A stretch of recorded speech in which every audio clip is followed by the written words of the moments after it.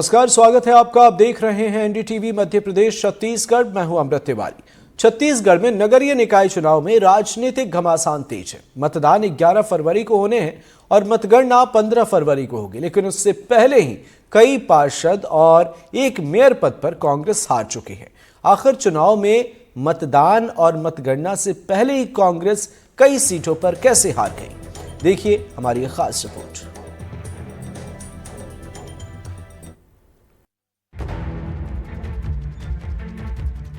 निर्वाचन कार्यालय से मायूस होकर लौटते ये कांग्रेस प्रत्याशी विजय गोलछा हैं।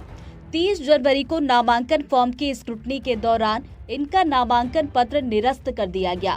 शिकायत थी कि विजय नगर पालिका निगम धमतरी में ही ठेकेदारी करते हैं। नामांकन रद्द होने के बाद धमतरी सीट पर कांग्रेस मतदान और मतगणना से पहले ही मेयर का चुनाव हार गई। धमतरी के इतिहास में ये लिखा जाएगा कि इस प्रकार से जो भाजपा सरकार के दबाव में हमारे अधिकृत प्रत्याशी का निर्वाचन निरस्त कराने के लिए ये लोग एड़ी चोटी किए हैं, उसको हम लोग आगे हाई कोर्ट में अपील करेंगे। धमतरी से कांग्रेस मेयर प्रत्याशी का ही नामांकन रद्द हुआ हो, ऐसा नहीं है। प्रदेश के अलग अलग नगरीय निकायों में कई सीटों पर बीजेपी के पार्षद प्रत्याशियों को वॉक ओवर मिल गया। एक नजर वार्ड पार्षद के लिए मतदान से पहले ही कांग्रेस की हार वाली सीटों पर डालते हैं। सूरजपुर जिले के विश्रामपुर नगर पंचायत में कांग्रेस के अधिकृत प्रत्याशी नीलम यादव का नामांकन पत्र खारिज कर दिया गया। इसके पीछे जाति प्रमाण पत्र को आधार बनाया गया। दुर्ग नगर निगम में वार्ड नंबर 21 से कांग्रेस के पार्षद प्रत्याशी मीरा सिंह ने अंतिम समय में नाम वापस ले लिया। यह कांग्रेस चुनाव से पहले ही हार गई। बिलासपुर नगर निगम के वार्ड 13 से कांग्रेस पार्षद उम्मीदवार श्याम पटेल ने नामांकन के साथ जाति प्रमाण पत्र दाखिल नहीं किया। नामांकन रद्द हुआ और कांग्रेस हार गई। कोरबा जिले के कटघोरा नगर पालिका के वार्ड 13 की कांग्रेस प्रत्याशी सीता पटेल ने नामांकन पत्र ही नहीं जमा किया। कोरबा के ही कटघोरा नगर पालिका के वार्ड 18 में कांग्रेस प्रत्याशी हरीश कुमार ने अंतिम वक्त में नामांकन अपना वापस ले लिया। मतदान से पहले ही मेयर के एक और पार्षद के 5 सीटों पर मतदान से पहले ही हार जाने को लेकर कांग्रेस की अपनी शिकायत और आरोप है। कुछ न कुछ तो तरीका निकाला जाएगा, लेकिन पहले हम आयोग में जाएंगे, देखेंगे आयोग क्या फैसला करता है, उसके बाद कानूनी लड़ाई लड़ेंगे और इस बीच में कोई इनको रास्ता निकाला जाएगा। तो कांग्रेस पार्टी पीछे नहीं हटेगी। जहाँ जहाँ उनका जोर चलता है सब जगह करने की कोशिश किया है। बहुत से कलेक्टरों ने बात नहीं मानी, बहुत से कमज़ोर कलेक्टर होते हैं, वो दबाव में आ जाते हैं। लेकिन मैं कहना चाहता हूँ, कलेक्टर हो, एसपी हो, कोई भी हो, ये सारे इलेक्शन कमीशन के अधीन होते हैं। इस वक्त राजनीतिक दखलंदाजी उचित नहीं होती, मेरा यही कहना। कांग्रेस प्रत्याशियों के नामांकन रद्द करने पर राज्य निर्वाचन आयोग की कार्यप्रणाली पर अब सवाल उठाए जा रहे हैं। बीजेपी पर भी सत्ता के दुरुपयोग का आरोप लग रहा है। हालांकि इस पर बीजेपी के अपने ही तर्क हैं। अपनी कमजोरी, अपनी गलती को छुपाने के लिए हमेशा जैसे ये ईवीएम पर आरोप लगाते हैं, हम पर आरोप लगाते हैं, वैसे ही आरोप निर्वाचन अधिकारी पर वो लगा रहे हैं। ये आरोप निराधार और बेबुनियाद है। उन्होंने जो कार्यवाही की है विधि सम्मत की है। कई सीटों पर प्रत्याशियों के नामांकन रद्द हो जाने और कुछ सीटों पर प्रत्याशियों द्वारा ही नामांकन न जमा करने को लेकर कांग्रेस के अपने आरोप और शिकायतें हैं। कांग्रेस की शिकायतों पर जांच होगी तो क्या तथ्य सामने आएंगे, ये भविष्य में ही देखने को मिलेगा। लेकिन कई सारी सीटें ऐसी हैं जहां पर मतदान से पहले ही कांग्रेस हार चुकी है। रायपुर से कैमरा साथी प्रवीण साहू के साथ नीलेश त्रिपाठी, एनडीटीवी। और हमारे साथ इस खास मुद्दे पर चर्चा के लिए तमाम मेहमान जुड़ गए हैं। सबसे आपका परिचय कराते हैं। हमारे साथ सत्य प्रकाश जी जुड़ गए हैं, कांग्रेस प्रवक्ता, बहुत बहुत स्वागत है आपका। मनीष गुप्ता जी हैं, वरिष्ठ पत्रकार, बहुत बहुत स्वागत है आपका। और हमारे सहयोगी जुल्फिकार अली हमारे साथ जुड़े हुए हैं। सबसे पहले जुल्फिकार, आपसे एक अपडेट, उसके बाद हमारे साथ मेहमान हैं उनसे करेंगे चर्चा। बताएं क्या कुछ है खास, क्या कुछ चीजें नजर आ रही हैं जिससे एक बड़ा इम्पैक्ट आप देखते हैं? नगरीय निकाय चुनाव को 11 तारीख को मतदान होना है। उससे पहले अगर देखें तो दोनों पॉलिटिकल पार्टियों के जो प्रत्याशी हैं उन्होंने नामांकन भरने के बाद उनका प्रचार शुरू हो चुका है और पूरी ताकत लगा दी गई है। लेकिन भारतीय जनता पार्टी जो है सत्ता में है। ऐसे में विपक्ष के सीधे तौर से आरोप जो है वो देखने को मिल रहे हैं कि सत्ता पक्ष का दुरुपयोग करते हुए कांग्रेस पार्टी के जो प्रत्याशी हैं कहीं ना कहीं उन पर दबाव बनाया जा रहा है या उनके नामांकन को रद्द किया जा रहा है। तो मतलब जो साफ है कि जब भी सत्ता में कोई भी पॉलिटिकल पार्टी होती है उसके ऊपर इस तरीके के आरोप लगते हैं। जब कांग्रेस की सरकार छत्तीसगढ़ में थी उस दौरान अगर देखें तो छत्तीसगढ़ में सभी लगभग नगर निगम में कांग्रेस के प्रत्याशी ही जीते थे। अप्रत्यक्ष तरीके से जो चुनाव कराए गए थे तो उस दौरान भी भारतीय जनता पार्टी के यही आरोप थे। अब सत्ता में बीजेपी है और बीजेपी के जो प्रत्याशी हैं वो मैदान में बहुत पूरे जोर शोर से पूरी ताकत के साथ हैं। तो उसका कहीं ना कहीं अगर देखा जाए तो मनोवैज्ञानिक दबाव तो पड़ता है, सत्ता पक्ष का फायदा पार्टी को होता है। और यहाँ पर विपक्ष में कांग्रेस है तो कांग्रेस को सीधे तौर से कहीं ना कहीं नुकसान होता नजर आ रहा है। यही वजह है इसीलिए दोनों पॉलिटिकल पार्टियों के अपने आरोप हैं, कांग्रेस के अपने आरोप हैं और बीजेपी के अपने दावे हैं। अब देखना ये है कि 11 तारीख का इंतजार है तब तक छत्तीसगढ़ की सियासत में किस तरीके के आरोप लगते हैं। बिल्कुल सही आपने कहा सत्य प्रकाश जी। मतदान से पहले कई सीटों पर नुकसान और जैसा हमारे सहयोगी जुल्फिकार ने बताया कि इसका एक इम्पैक्ट भी आने वाले वक्त में देखने को मिल सकता है, क्या कहेंगे आप?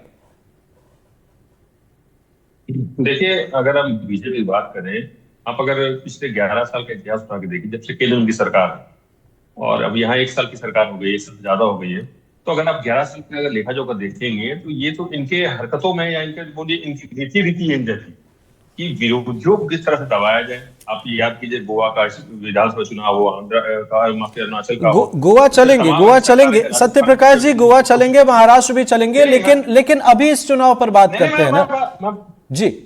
मैं इसी चुनाव की बात कर रहा हूँ जी, इसी चुनाव की बात कर रहा हूँ, इसलिए तो बता रहा हूँ मैं आपको। देखिए, कठपुतली टाइप यहाँ की जो सरकार है वो कहीं ना कहीं रिमोट कंट्रोल चल रही है। तो अगर आपकी नीति आपकी स्थिति की वही रहेगी तो वही आपके अंदर भी रहेगी ना। यही बताना चाह रहा हूँ। यहाँ पे इनकी एक साथ ज्यादा की सरकार होगी, सत्ता का दुरुपयोग किस तरह से हो रहा है वो दिख रहा है। और देखिए, एक मैं छोटा सा और आपको बताना चाहूंगा, धमतरी के जो हमारे मेयर प्रत्याशी है उनका नामांकन रद्द किया जाता है। जो उनके नगर निगम के अध्ययन 1956 के तहत 171 की धारा उसके तहत रद्द किया जाता है। उसमें अगर ये है प्रावधान अगर है तो उसमें नो ड्यूज एनओसी सब चीजों नगर निगम ने दी है, वो हमने प्रोवाइड करा दी, हमने चुनाव आयोग को दे दिए, हमारे प्रत्याशी सब जमा कर दिए, उसको कहीं ना कहीं फिर भी रद्द कर दिया जाता है। मगर वही देखिए बिलासपुर के जो मेयर प्रत्याशी है वो तो सार्वजनिक तौर पे सामने आ चुका है कि आपका जो ओबीसी सर्टिफिकेट है वो छत्तीसगढ़ का नहीं है। नगर निगम अधिनियम 1956 ये कहता है कि जहां के आप निवासी है कम से कम उस राज्य की ओबीसी सर्टिफिकेट चाहिए, मगर उस व्यक्ति का ओबीसी सर्टिफिकेट उड़ीसा का है और वो सार्वजनिक तौर पर सबके सामने उस पर कार्रवाई क्यों नहीं होती, उनका नामांकन क्यों नहीं रद्द किया जाता है? ठीक है सत्य प्रकाश जी, कोरबा और दुर्ग में कांग्रेस पार्षद के प्रत्याशियों ने अपना नामांकन वापस ले लिया, क्या ये भी विरोधियों की ही चाल है? मैं वही बता रहा हूँ। देखिए, वही मैं बताना चाह रहा हूँ। अगर मैं दुर्ग की बात करें, बिलासपुर का भी आपने खुद ने चलाया कि पार्षद ने ओबीसी सर्टिफिकेट जमा नहीं किया, उसके ऊपर भी कोई दबाव था। हमको हमारे पास जो जानकारी आई है कि तमाम चीजें हमारी स्थिति देख रहे हैं, हमारे पास जानकारी नहीं ठीक है ना सत्य प्रकाश जी 2 सीटों की हम बात करते हैं, कोरबा और दुर्ग में कांग्रेस के प्रत्याशियों ने अपना नामांकन वापस ले लिया सर। वही मैं बता रहा हूँ ना कि नामांकन वापस अगर लिया है तो किसके दबाव में लिया, यही तो मैं बताना चाहता हूँ। सत्ता का जो दबाव है, जो वहां के कलेक्टर है, जो जिला प्रशासन है, वो कहीं ना कहीं इस दबाव में काम कर रहा है। अगर आप देखिए, अगर वही बात मैं बिलासपुर की क्यों ना आप बात कर रहे हैं अमृत जी, वही मैं बताना चाह रहा हूँ ना कि बिलासपुर में ऐसा क्या है कि वहां नामांकन रद्द नहीं होता है। ये भी तो कहने वाली बात है ना, देखने वाली बात है कि ठीक है सत्य प्रकाश जी, लेकिन आपके कैंडिडेट नाम वापस ले रहे हैं, आप इसे भी विरोधियों के दबाव की बात से जोड़ दे रहे हैं, तो इसका मतलब कहीं ना कहीं आपने जो चुनाव किया अपने प्रत्याशियों का वो बेहतर तरीके से नहीं किया है। एक मैसेज तो यही जाता है, आप विरोधियों पर तंज करें, आप विरोधियों को घेरें, लेकिन आपके प्रत्याशी नाम वापस ले लेंगे सर, तो इसे कैसे समझे हम? अमृत जी, देखिए, अगर प्रत्याशी की बात करें, नाम हालत भट में वापस दिया, मतलब जमीनी तौर पर लड़ रहे हैं ना, वो आवाज उठा रहे हैं, वो बता रहे हैं कि हमारे ऊपर दबाव बनाया जा रहा है, हमें डराया जा रहा है, धमकाया जा रहा है, इसलिए बोला वो लड़ रहे हैं। प्रत्याशी नाम अगर वापस ले रहे हैं तो इसका मतलब थोड़ी ना तो हार गया, पार्टी से बाहर चला गया, सड़क पर लड़ रहा है, वो अपनी आवाज उठा रहा है कि हमको कैसे दबाव बनाया जा रहा है। अरे हमारे जो पार्टी के जो कार्यकर्ता है वो देखिए, हमारे पार्टी कार्यकर्ता एक योद्धा के तौर पर लड़ते हैं। अरे हमारा इतिहास देखिए, हम अंग्रेजों से नहीं डरे थे, तो माफी विरोध से क्या डरेंगे? ठीक है सत्य प्रकाश जी, ठीक है आप कह रहे हैं कि हम लड़ रहे हैं। दोनों बातें तो आप ही कह रहे हैं सत्य प्रकाश जी। वासु शर्मा जी भी हमारे साथ जुड़ गए हैं, बीजेपी प्रवक्ता। वासु जी, अच्छा, माफ कीजिएगा, हमारे साथ बीजेपी से प्रवक्ता जुड़े हुए हैं। ये सत्ता के दुरुपयोग का आरोप कांग्रेस पार्टी लगा रही है सर, क्या कहेंगे आप? जी, सभी को मेरा नमस्कार जी।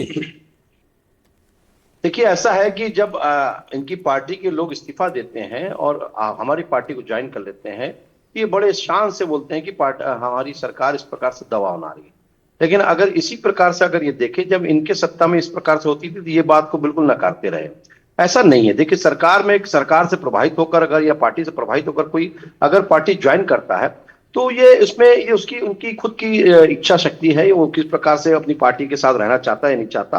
और अगर उन्होंने हमारी जो है रीति नीति को समर्थन देते हुए हमारी पार्टी को समर्थन दे दिया है तो ये अपने आप में उपलब्धि और उन्होंने नाम वापस लिया। ये तो इनको समझना है कि इनके कैंडिडेट हैं कैसे, तो इनको समझना पड़ेगा। और रही बात हमने जो है एक जो नारा दिया है कि डबल इंजन की सरकार के साथ हमको ट्रिपल इंजन की सरकार बनाना है, तो अभी तक जनता के बीच में इस जो पार्षद चुनाव होने जा रहे हैं, पंचायत के चुनाव होने जा रहे हैं, नगर निकाय, नगर निगम और नगर पालिका के जो चुनाव हो रहे हैं, इसमें जनता की सरकार आती है और जनता के बीच से जब ये चुन के आते हैं तो उसका एक बहुत बड़ा प्रभाव दिखता है। और लोग यही चाहते हैं कि किसी भी हालत में हम जनता के साथ ऐसी सरकार के साथ जुड़ जाएं जिसमें राज्य में उसकी सरकार हो तो विकास की गति जो है दुगनी और तिगनी, और अगर केंद्र में हो तो तिगनी गति चढ़ेगी। जनता भी इस बात को जान रही है। और विकास की जो हमने गाथा गढ़ी है इनके पहले में, हमने पिछले 15 वर्षों में, वो जनता ने इनके 5 वर्ष में इन्होंने उसको उखाड़ फेंका था, ये भी जनता समझ चुकी है। उसी कारण से जनता जान रही कि हम किसी भी हाल में भारतीय जनता पार्टी को हर जगह से जिताने जाएंगे, तो वो जिता रहे हैं। तो आज हाथ भारतीय जनता पार्टी का कोई दामन थाम रहा है तो इसमें ना नुकुर करने वाली स्थिति नहीं है। आपको समझना है कि आपके कार्यकर्ता क्यों छोड़ रहे हैं, आपकी पार्टी को लोग छोड़ के क्यों भाग रहे हैं। जब जहाज झुकता है तो सबसे पहले कौन भागता है ये आप भी जानते हैं। तो ये स्थिति इनके यहाँ बनी हुई है। हमारी भारतीय जनता पार्टी की सरकार, हमने इनके पास तो कैंडिडेट नहीं, हमारे पास कैंडिडेट को बिल्कुल जो है कैंडिडेट के भरमार है। और कैंडिडेट जो है हमारे जो पार्टी के साथ मिलकर जो कार्य कर रहे हैं ये अपने आप में उपलब्धि है और वो दिखा रही है कि भारतीय जनता पार्टी बहुत अच्छे तौकीर साहब, आप कांग्रेस को घेरते हैं, कांग्रेस के नेताओं को घेरते हैं, और वही कांग्रेस के नेता अगर चाहे बीजेपी में आना तो आप वेलकम भी करते हैं बड़ी शिद्दत से सर। देखिए, भारतीय जनता पार्टी की रीति और नीति रही है कि अगर कोई हमारी रीति नीति से प्रभावित होकर हमारे हिसाब से अगर वो कार्य करेगा, हमारे हिसाब से वो चलेगा, हमारी जो केडर बेस्ड पार्टी है वो उस सिद्धांत पे कार्य करते हुए चलेगा, बिल्कुल वेलकम है। हमारी रीति नीति को अगर वो समर्पित होकर कार्य करेगा बिल्कुल हम उसमें वेलकम करेंगे, इसमें कोई बुराई क्या है। ठीक है, हमारे साथ जी कार्य करता है। ठीक है तौकीर साहब, पार्टी बिल्कुल आगे बढ़ेगी। ठीक है, हमारे साथ वरिष्ठ पत्रकार मनीष गुप्ता जी हैं। सर, ये दंगल दिलचस्प हो गया है और ये जो इम्पैक्ट आप इसका क्या देखते हैं? ये जो तमाम चीजें हो रही है, कहा जाता है कि सियासत में हर घटना का कुछ ना कुछ फर्क पड़ता है, तो आप क्या फर्क देखते हैं? जो कांग्रेस पार्टी के जो नेता हैं उनके नामांकन वापस कभी रद्द हो जा रहे हैं, कभी वे अपने नामांकन वापस ले रहे हैं, एक माहौल जो है वो बदला बदला सा नजर आता है, आप क्या कहेंगे सर? नहीं, देखिए अमृत जी, ये जो अभी घटनाक्रम अभी हाल ही में दिख रहा है, मुझे लगता है कि इसके 2-3 मायने समझना चाहिए। एक तो ये कि छत्तीसगढ़ में पिछली बार कांग्रेस की सरकार थी, इस बार भारतीय जनता पार्टी की सरकार है। स्थानीय निकायों के जो चुनाव हैं वो कहीं ना कहीं स्थानीय राजनीति और स्थानीय विकास से प्रभावित रहते हैं। बहुत सारे इक्वेशन ऐसे रहते हैं जो प्रत्याशियों की भी रहते हैं और दलों के भी रहते हैं। तीसरी बात, जो अभी हाल ही में जो नगरीय निकाय और पंचायत के चुनाव करवाने का एक प्रयोग छत्तीसगढ़ ने पहली बार किया है, तो दोनों चुनाव साथ साथ, दोनों चुनावों की प्रक्रिया साथ साथ चल रही है।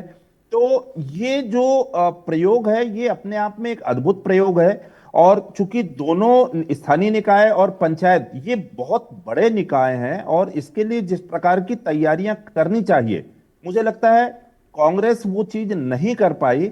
और यही कारण है कि जो प्रत्याशियों के चयन में भी कहीं ना कहीं उनकी खामी नजर आ रही है।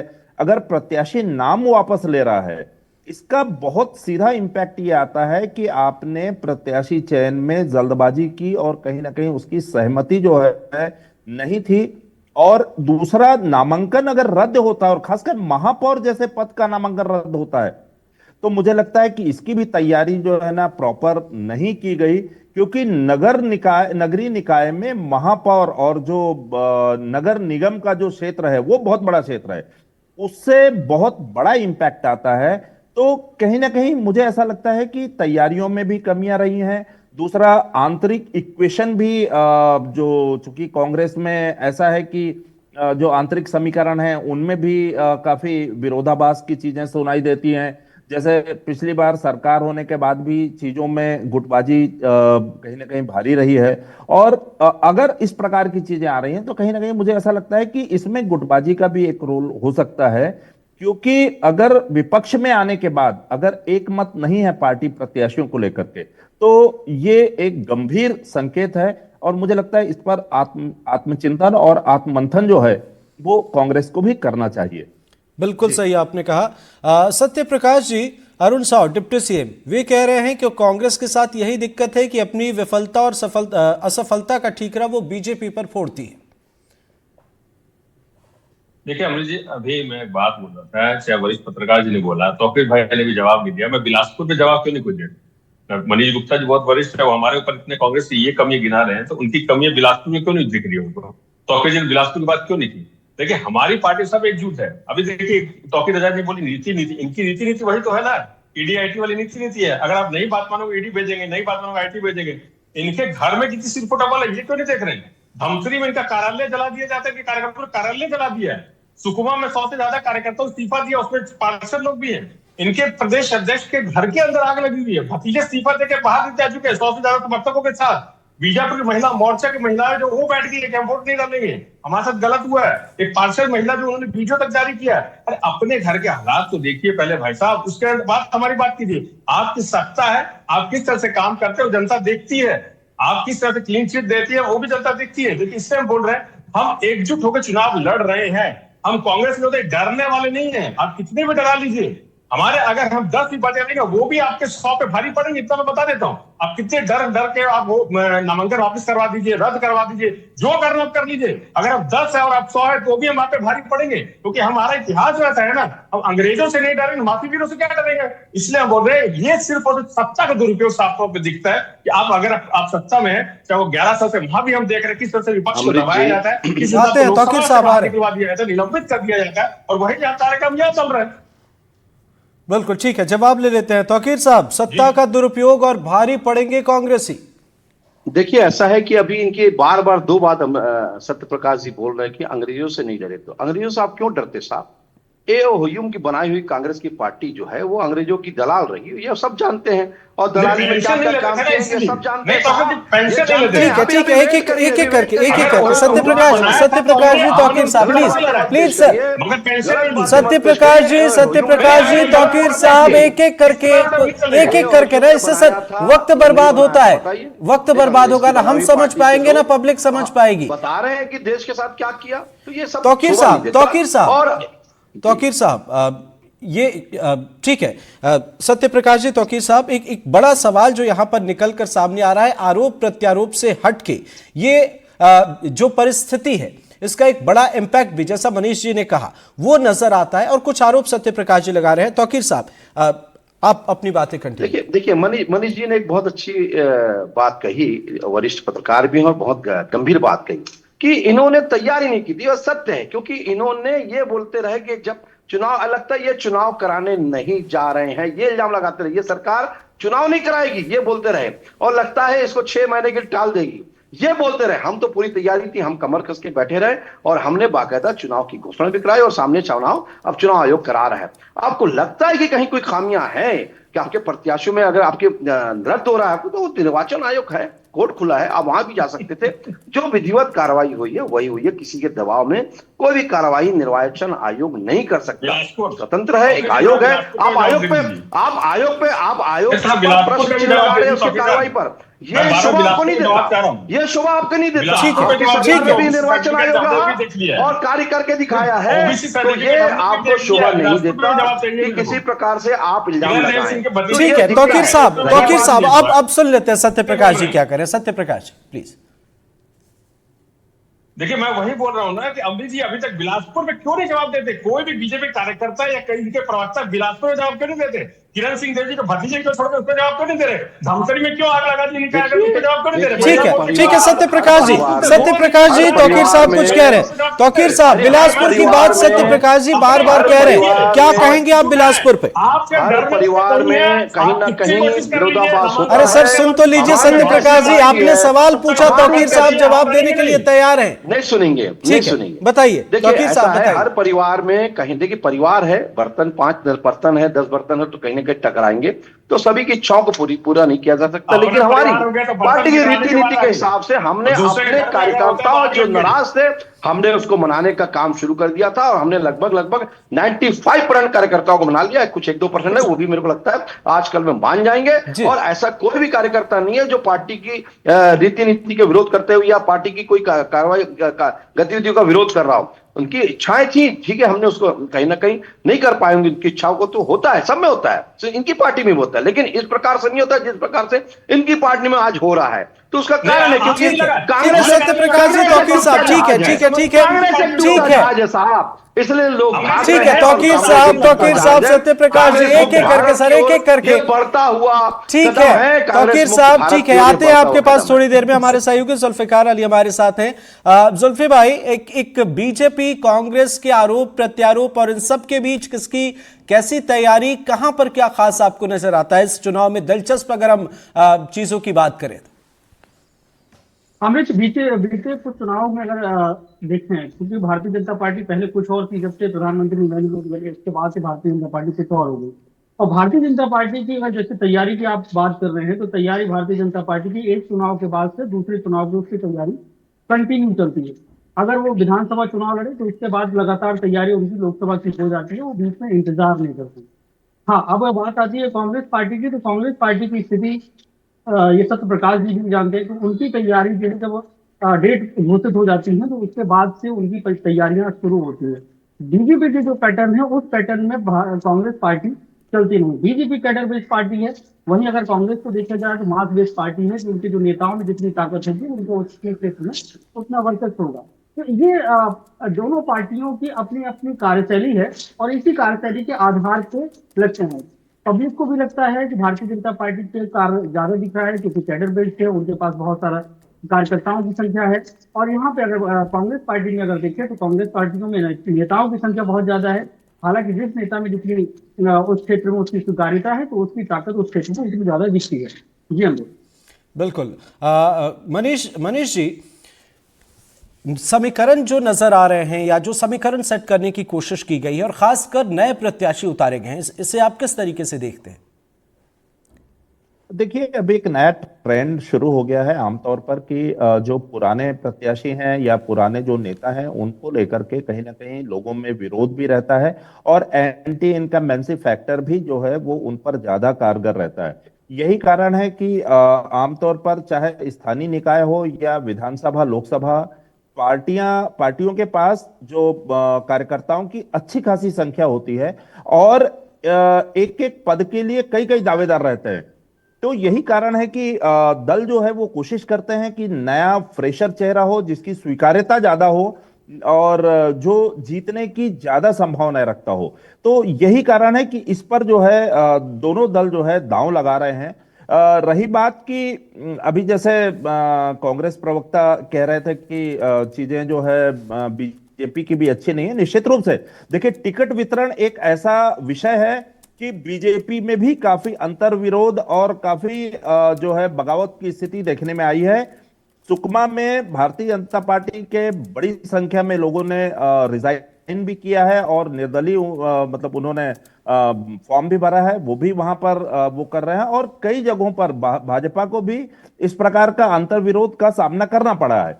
लेकिन जो सबसे बड़ी बात यह है कि नगर निगम जो कि किसी भी प्रदेश के नगरीय निकाय में सबसे बड़ा निकाय है, अगर उसके प्रत्याशी का फॉर्म रिजेक्ट होता है तो निश्चित रूप से सवाल खड़े होते हैं कि भाई अगर किसी प्रत्याशी का चयन करना हो तो चयन के मानक क्या क्या होने चाहिए और हमने किस प्रकार से चयन किया है। अगर हमारा प्रत्याशी हम बी फॉर्म तक नहीं दे पाए कि डमी कैंडिडेट को हम वापस उसको कांग्रेस का प्रत्याशी घोषित कर पाए तो इससे बहुत क्लियर होता है कि कहीं ना कहीं तैयारियों में कमी रही है। आंतरिक बात क्या है मैं इस पर नहीं जाना चाहूंगा, पर इस प्रकार से जिस प्रकार से छत्तीसगढ़ में कांग्रेस के प्रत्याशियों का ज्यादा से ज्यादा नामांकन रद्द हुआ है, लोगों ने नाम वापस लिया है जी। तो उससे पूरे प्रदेश में कहीं ना कहीं एक माहौल जो है वो खराब होता है और इसका जो प्रभाव बिल्कुल है बिल्कुल आपने वो सही कहीं कहा ना कहीं उस पर जी, आता है। बिल्कुल मनीष जी। ये एक short comment Zulfikar please, short में आम बजट और इस चुनाव में सबसे बड़ा मुद्दा क्या नजर आता है प्लीज, 30 सेकंड में प्लीज। आम बजट का फर्क तो पड़ेगा जिस तरीके से भारतीय जनता पार्टी ने इस आम बजट को लेकर जनता के बीच में जा रही है और खासकर जो सैलरीड लोग हैं उनको जी। जो 12 लाख रुपए तक की इनकम टैक्स फ्री किया गया है, तो एक बड़ा मुद्दा बनाने की भारतीय जनता पार्टी की पूरी कोशिश है। और इससे हो सकता है कि जिस तरीके से कैंपेन भारतीय जनता पार्टी के, तो उसका लाभ भी भारतीय जनता पार्टी को मिले। और रही बात कांग्रेस की, तो कांग्रेस इसका किस तरीके से तोड़ निकालती है, क्योंकि भारतीय जनता पार्टी ये कर रही है कि अभी तक डबल इंजन की बात हो रही थी, लेकिन नगरीय निकाय चुनाव और त्रिस्तरीय पंचायत चुनाव को लेकर कहा जाए कि ट्रिपल इंजन की सरकार छत्तीसगढ़ में चुनी। तो कैंपेन करने के अपने अपने तरीके हैं, लेकिन जनता उसको किस तरीके से स्वीकारती है उसके लिए थोड़ा सा इंतजार करना होगा। बिल्कुल, तो वक्त के साथ ये चुनाव दिलचस्प होता नजर आ रहा है और बीजेपी कांग्रेस में घमासान है। अब देखना होगा जनता का भरोसा सबसे ज्यादा किसकी तरफ होता है। बहुत बहुत शुक्रिया तौकीर रजा साहब, सत्य प्रकाश जी आपका भी, मनीष गुप्ता जी आप हमारे साथ जुड़े बहुत बहुत शुक्रिया, और हमारे सहयोगी जुल्फिकार अली आपका भी बहुत बहुत शुक्रिया। हमारे इस खास कार्यक्रम में फिलहाल इतना ही, नमस्कार।